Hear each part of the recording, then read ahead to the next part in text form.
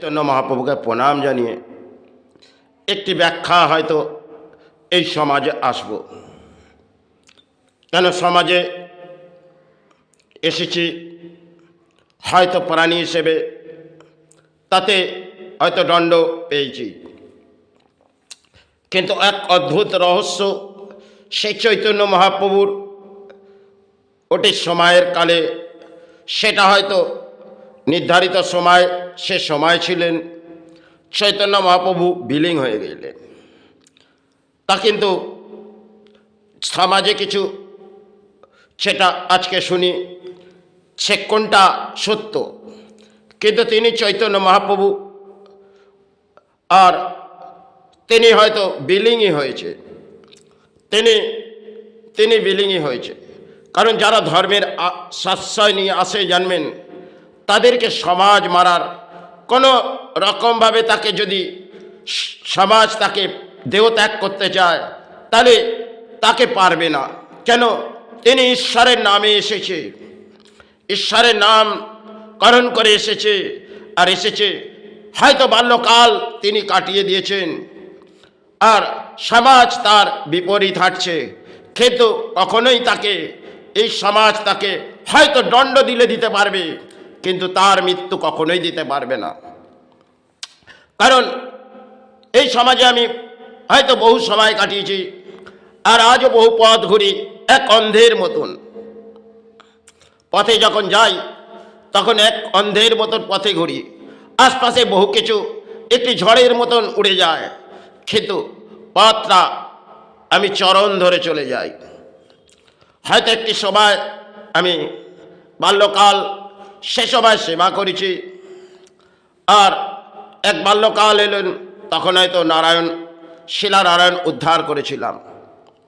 সেটা হয়তো তার করণীয় কাজ আমার হাত দিয়েছিলেন, আমি হয়তো তাকে উদ্ধার করেছিলাম। কিন্তু ধর্মের মাঝে যদি এসেছি, এই ধর্মের আশ্রয় নিয়ে কাটিয়ে যাচ্ছি, ধর্মকে তলানিতে নয়, ধর্মকে জাগিয়ে দিতে।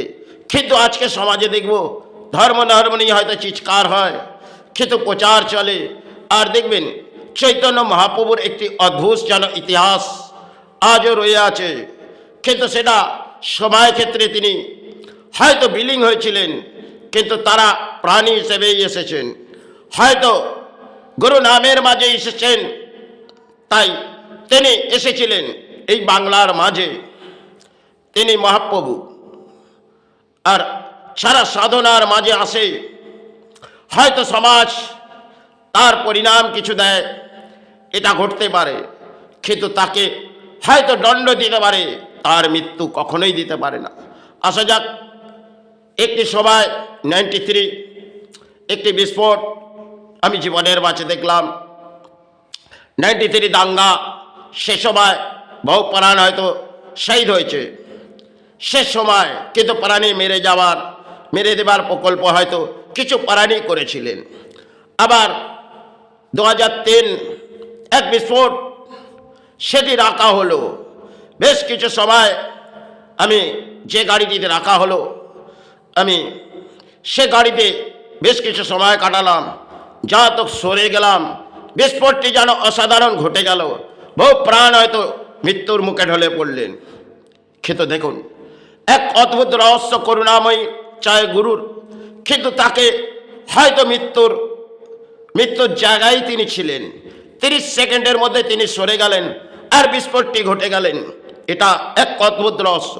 হয়তো তার মৃত্যু একদিন না একদিন আছে, প্রাণী হিসেবে এসেছে, হয়তো থাকতে পারে জরাব্যাধি, সেটা কাটিয়ে গিয়ে তাকে এই রাজ্য থেকে চলে যেতে হবে, কিন্তু তাকে সমাজ হয়তো দণ্ড দেবে, কিন্তু প্রকৃতির হয়তো দণ্ড তিনি ভোগ করবে, কিন্তু তাকে মৃত্যুবরণ সমাজ কোনোদিন দিতে পারবে না। কারণ আজও আমি পথ ঘুরি, তাই আমি এক অন্ধের মতন ঘুরি, সেটা আপনারা কখনোই বুঝে উঠবেন না।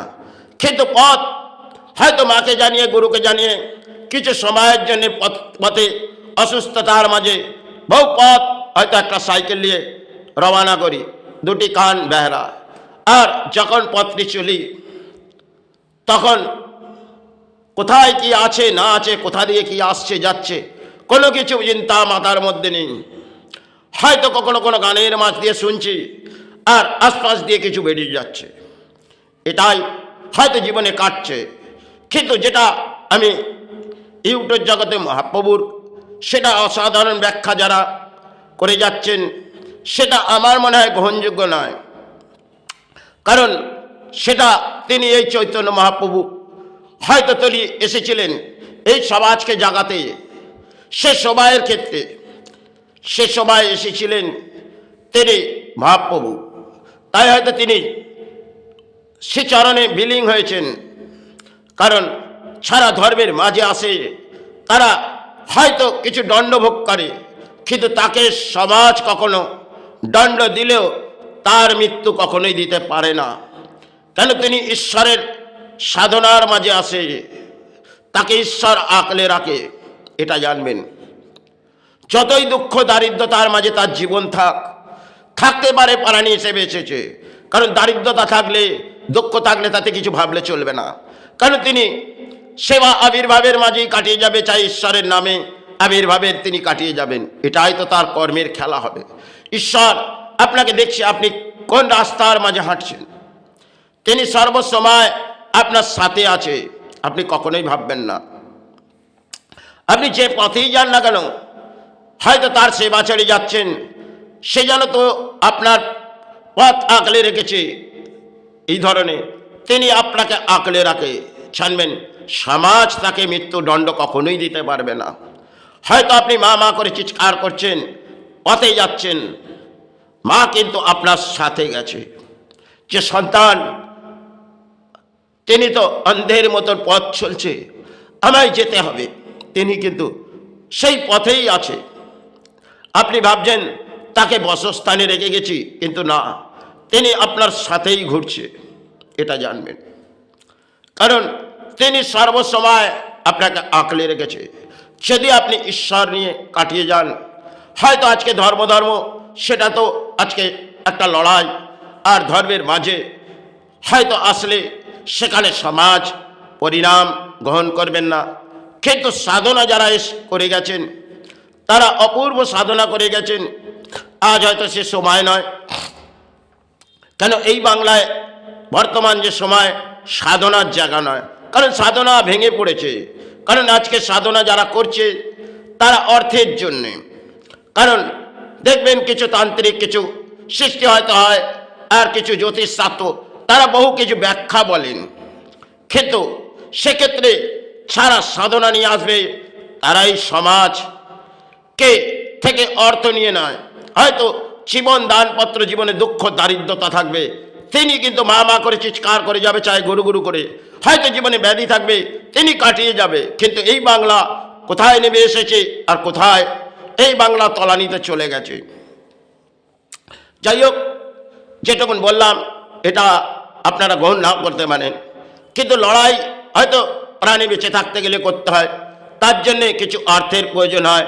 কারণ প্রাণী হিসেবে অর্থের প্রয়োজন, তাই অর্থ সঞ্চয় করার জন্যে পথের দ্বারস্থ হতে হয়। হয়তো বহু পথ ঘুরতে হয়, কিছু অর্থ লাগে, চাই কিছু কর্মস্থান করে একটি 5 পানির অন্ন আহার আর সেবার মাঝে, এটাই তো কর্মের লড়াই থাকে। তাহলে সেখানে আপনাকে ঈশ্বর তিনি হয়তো দুবেলা দুমুঠো অন্যের আহার নিশ্চয়ই সাহারা দেবে। আপনি প্রাণে মাতৃ করে যাচ্ছেন, চাই প্রাণে গুরু গুরু করে, একটি বার তাকে সাহারার মাঝে ডেকে যান, দেখবেন একদিন না একদিন আপনাকে তিনি সাহারা দেবে। হয়তো জীবনে দারিদ্রতা দুঃখের মাঝে আছেন, কিন্তু তার সে চরণে পড়ে থাকুন। তিনি আপনি যাকেই ডাকুন না কেন, মাই ডাকুন চাই গুরু ডাকুন, আপনি দ্বার থেকে যখন বেরোবেন তখন তাকে প্রণাম জানিয়ে বেরুন, সে পথে যাচ্ছি, কিছু সাহারা করিস। কিন্তু আজকে সমাজে মানুষ তার কাছ থেকে সর্বসময় অর্থ চায়, এটাই তো সমাজে আজকে দেখবেন প্রতিটি মানুষ কোথায় এসেছে, কারণ সেবা হয়তো তাদের করার মানে আজকে অর্থ নিয়ে আমরা সেবা করছি, আর সমাজের মানুষ তারা পুরোহিত দিয়ে সেবা করছে, কারণ তাদের সেবা করার সময় নেই। এটাই তো বর্তমান সময়। কারণ সেবা এক পুরোহিত রাখবো, তিনি তো সেবা করে যাবে। আর এই ভক্তিভাবে আপনি দ্বার খুলেছেন, আপনি তার সেবা আগে করুন, তারপরে আপনি দ্বারে যাই কাজ করুন না কেন। কিন্তু সমাজে আজকে সারা দেখবেন বহু কিছু জ্ঞানী মানুষ তারা এই সমাজে কোথায় এসেছে, আমি হিন্দু হিন্দু করে চিৎকার করলে হবে না, কারণ হিন্দু ধর্মের সারা আজকে এই সমাজে আছেন তারা তো মনে হয় ধর্মকে তলানিতে ফেলে দিয়েছেন, আর ধর্ম মনে হয় শ্রেষ্ঠ, আর এই ধর্মকে সারা মনে হয় আজকে ধর্মের নামে কিছু ব্যবসা আর ধর্মের জায়গায় কিছু অর্থ দিয়ে এটা তারা করে যায়। কারণ ব্রাহ্মণ ঘুমিয়ে পড়েছে এই সমাজে, কারণ এটা হয়তো শুদ্ধের যুগ, তাই ব্রাহ্মণ ঘুমিয়ে পড়েছে। কারণ শুদ্ধ ব্রাহ্মণ নিচস্থ হয়ে গেছে, আর শুদ্ধ হয়তো উচ্চ স্তরেই যাবে। কারণ যে ব্রাহ্মণকে একটা সময় সমাজ জায়গা দিয়েছে, আজ ব্রাহ্মণ ডিগ্রির মাঝে চলে গেছে। কারণ ডিগ্রি যতটা হাসিল করবে ততটাই ব্রাহ্মণ উচ্চ পর্যায়ে যেন জায়গা পাবে। এটা এক অদ্ভুত কলির খেলা, এটা কারো কোনো দোষ নেই, কারণ কলির এক অংশের খেলাই হয়তো হবে। কারণ মনুষ্য জন্মে আমরা অর্থ করে চিৎকার করছি, হয়তো ধর্মের আশ্রয় ভুলে গেছি, তাই কলি আমাদের কিছু দেখিয়ে যাচ্ছেন। কারণ প্রকৃতিতে যা ঘটছে তা অসাধারণ, হয়তো আগে কোনো দিন দেখিনি, তখন অট্টালিকার ছায়ায় ছিলাম, এত কিছুতে দেখিনি। আজ তো বড় রাজপ্রাসাদ বেঁধে গেছে, এখন কি দেখছি, হয়তো পশু পাখির ডাক আমরা তো পাই না, সে সবাই পেতাম, আর বহু কিছু হারিয়ে ফেলেছি। আজ তো বহু কিছু নতুন পেয়ে গেছি, ইন্টারনেট পেয়েছি, কম্পিউটার পেয়েছি, বহু কিছু আবিষ্কার পেয়েছি বিজ্ঞানসম্মতভাবে, তাতে মনে করি আমরা সাহারার মাঝে কিছু পেয়ে গেছি। কিন্তু ধর্মের হয়তো চর্চা সে সবাই ছাড়া করে গেছেন। আজকে যারা ধর্মের চর্চা করছেন তাদের দেখবেন তারা একদিকে কিছুটা সময় ধর্মের কথা বললেন, আবার রাজনীতির চর্চা, কিন্তু ঈশ্বরের নাম তারা যতটুকুন করলেন তার থেকে বেশি অংশের রাজনীতির যেন ঢলে পড়লেন।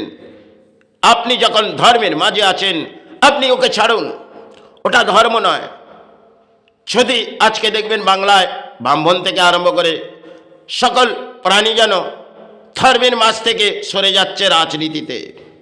কিন্তু রাজনীতি যদি কারণ নেতারা কিছু পরিণাম দিচ্ছে, সে দেখো একটি ধর্মস্থান গড়ে দিচ্ছি, আর তাতে মানুষ ঢল নেমে পড়ছে, কিন্তু সেই অঙ্কে আজকে সমাজ ভেঙে পড়েছে।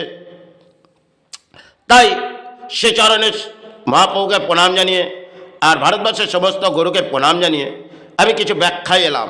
কিন্তু সমাজে হয়তো কলির রাজ্যে প্রবেশ করেছি, তাতে হয়তো দণ্ড পেয়েছি, এই দণ্ড আমায় মেনে নিতে হবে, কারণ এটা একটা লড়াই। এই লড়াইয়ে সফল চাই বিফল ছাড়বেন। প্রাণী হিসেবে এসেছি, আজ নয় তো কাল এই ভূমি থেকে চলে যেতে হবে। তাই প্রাণীর মাঝে আছে জরা ব্যাধি, সেটি নীরব হয়ে কাটিয়ে যেতে হবে, কারণ এটা ধর্মের লড়াই হবে। তাতে সমাজ গ্রহণ করুক না করুক, আমি আজ আছি, কাল ঈশ্বরের চরণে চলে যাব। কারণ প্রকৃতিতে এসেছি প্রাণী হিসেবে, আজ নয়তো কাল সে চরণেতে যেতে হবে। কারণ সমাজ হয়তো দণ্ড দিলেও তিনি যখনই দণ্ড দেবে তিনি লুপ্ত হবে, কারণ তাকে মারার প্রকল্প হয়তো বারংবার করা হয়েছে, কিন্তু মৃত্যুদণ্ড কখনোই তাকে দেয়া হয়নি। আর চৈতন্য মহাপ্রভুর যদি ব্যাখ্যা দিই, এবং সেক্ষেত্রে তার ঘটতে পারেন না, তিনি এই জগতের মহাপ্রভু, এই ভূমির, তাকে দণ্ড হয়তো সে সময়ের ক্ষেত্রে কিছু হয়েছিলেন, কিন্তু তাকে সে দণ্ড সেটা আজকে মিডিয়ার যুগে এক ইন্টারনেটের মাধ্যমে ছড়ানো হয়, সেটা কিন্তু আমি গ্রহণ করতে চাই না। কারণ তিনি এই জগতের মহাপ্রভু, তিনি কিন্তু বিলীন হয়েছেন, এটা আশ্চর্যজনক হতে পারে, কিন্তু তাকে তিনি গড়ো গড়ো করে চিৎকার করে গেছেন, আর সেবার মাঝে ছিলেন। তাকে দণ্ড মনে হয় কোনো প্রাণী দিতে পারে না, কারণ তিনি এই জগতের মহাপ্রভু। তিনি তো ধর্ম ছড়িয়ে গেছেন, ধর্মকে দেখিয়ে গেছেন, ধর্মকে জাগিয়ে গেছেন তিনি। আজ যদি কিছু ব্যাখ্যা বলা যায়, তিনি তো মহাপ্রভু, তার সেই চরণে শতকোটি প্রণাম জানিয়ে আমি হয়তো কিছু ব্যাখ্যা এলাম, কারণ ভারতবর্ষের মাঝে এসেছি, হয়তো বাংলার মাঝে পড়ে মা করছি, কারণ ধর্মের মাঝেই এসেছি। তাতে হয়তো অধিক লড়াই এই সমাজের মাঝে করেছি, তাতে হয়তো দণ্ডও পেয়েছি। যাই হোক, সেবার মাঝে এই পথে যাব, মায়ের ফুল পুষ্প আনতে হবে। জয় গুরু, জয় মাই।